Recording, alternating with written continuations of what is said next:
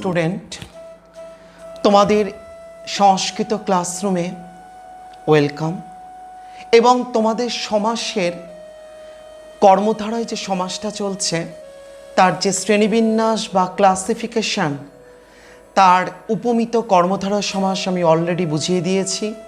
উপমান কর্মধারয় সমাস আমার বোঝানো হয়ে গেছে। এই মুহূর্তে আমার যেটা আলোচ্য বিষয়বস্তু বোঝানোর যে এই মুহূর্তে যে টপিক, সেটা হচ্ছে রূপক কর্মধারয় সমাস। রূপক কর্মধারয় সমাসে যাওয়ার আগে জাস্ট একটু বলে নিই যে এই যে ভাস দেখতে পাচ্ছ তোমরা, এই যে ভাস দুটো, এই ভাস দুটো ঠিক যেন হস্তির পদক্ষেপের মতো, তাই তো? এই যে ভাস দুটো, এখানে তুলনা করা হলো কাকে? এই ভাস দুটোকে। এটা হচ্ছে তাহলে কি? উপমেয়।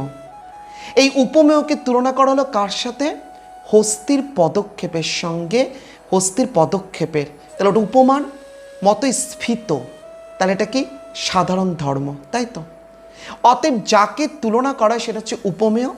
উপমেয়কে যার সঙ্গে তুলনা করা হবে সেটা হবে উপমান। আর দুটোর মধ্যে যে কমন ফ্যাক্টর সেটাকে বলা হবে কি? সাধারণ ধর্ম।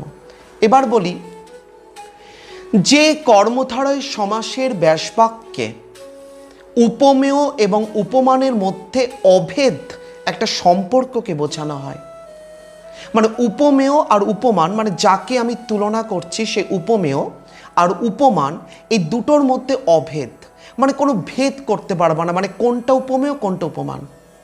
যদি পূর্বপদে মনে হবে এটা উপমেয়, উত্তর পদকে না ওটা উপমেয়, আবার পূর্বপদকে যদি মনে হয় এটা উপমান, তাহলে ওটা উপমান। মানে কোনটা যে উপমেয় আর কোনটা উপমান, তুমি এটার মধ্যে কোনো ভেদ, কোনো পার্থক্য, কোনো ডিস্টিংগুইশ, কোনো ডিফারেন্স তুমি কিন্তু একদম বিবেচনাই করতে পারবে না।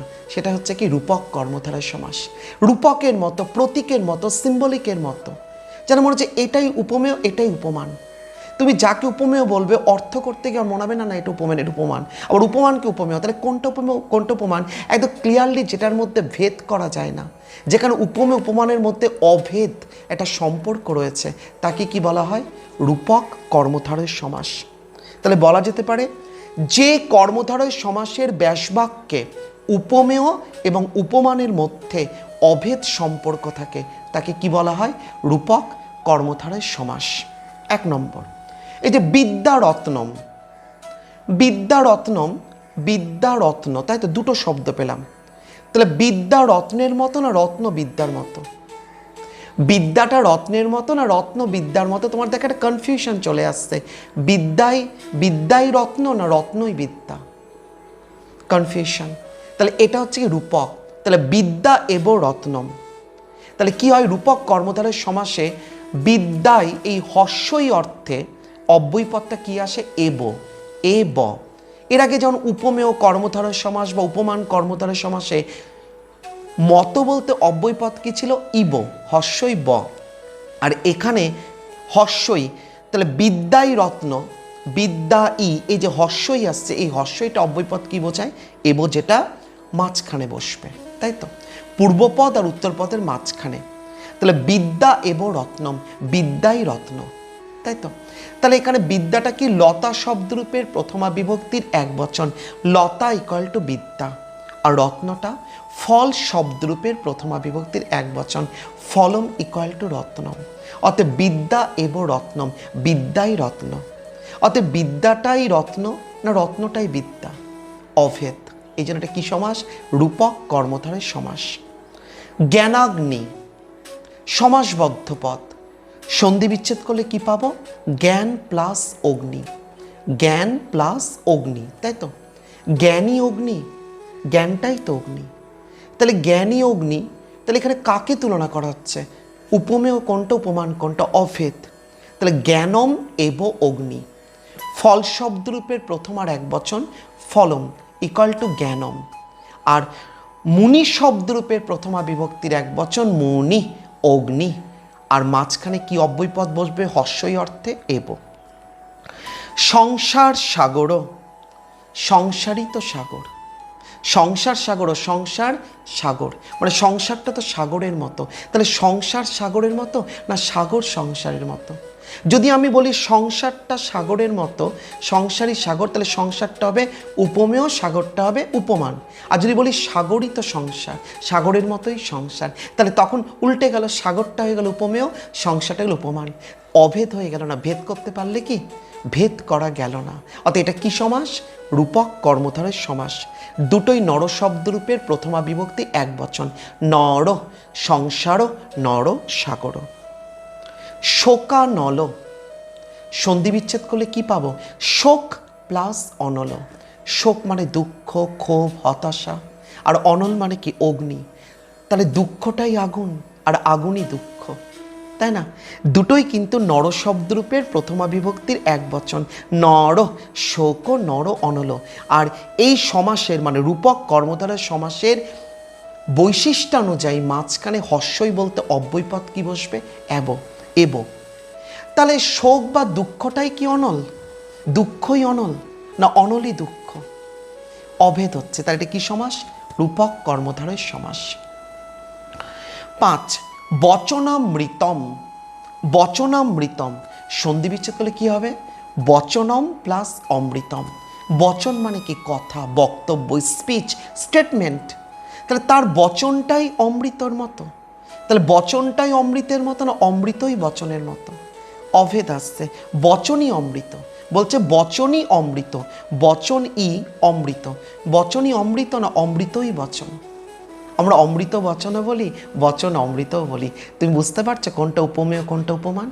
ভেদ করা যাচ্ছে না। এই জন্য এটা কি সমাস? রূপক কর্মধারয় সমাস। দুটোই ফল শব্দরূপের প্রথমা বিভক্তির এক বচন।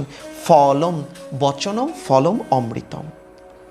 জ্ঞান বৃক্ষ, জ্ঞানী বৃক্ষ, আবার বৃক্ষই জ্ঞান। তাহলে দুটো তো অভেদ হচ্ছে, তাই না? তা রূপক। জ্ঞানটা কি হলো? ফল শব্দরূপের প্রথমা বিভক্তির এক বচন, ফলম জ্ঞানম। আর বৃক্ষটা নর শব্দরূপের প্রথমা বিভক্তির এক বচন, নর বৃক্ষ। আর সূত্র অনুযায়ী মাঝখানে হস্যই অর্থে কি অব্যয়পদ বসবে? এব। জ্ঞানালোক, জ্ঞানালোক সন্ধি বিচ্ছেদ করো।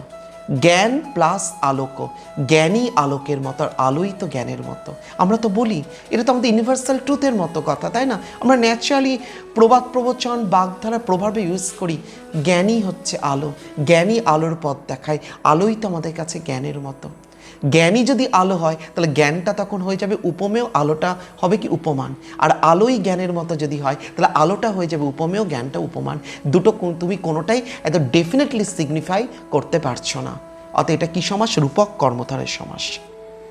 জ্ঞানটা গেল ফল শব্দরূপের প্রথমার এক বচন, ফলম জ্ঞানম। আর আলোকটা নর শব্দরূপের প্রথমা বিভক্তি এক বচন, নর আলোক। শোক সিন্ধু, শোক মানে তো দুঃখ, ক্ষোভ, হতাশা। সিন্ধু মানে সেই সিন্ধু নদ। তার দুঃখই নদ, দুঃখই সিন্ধুর মতো না সিন্ধুই দুঃখের? অভেদ। শোকটা গেল নর শব্দরূপের প্রথমার এক বচন, নর শোক। আর সিন্ধুটা গেল সাধু শব্দরূপের প্রথমা বিভক্তির এক বচন, সাধু, সাধু সাধব সিন্ধু। দেহ পিঞ্জরম, দেহ মানে শরীর, এই অবয়ব। আর পিঞ্জরম মানে খাঁচা। দেখো খাঁচা যেভাবে থাকে আমাদের দেহটা কিন্তু এই মাংস, এই চামড়া এগুলোকে সরালে সেই হাড় দিয়ে খাঁচার মতোই, তাই না?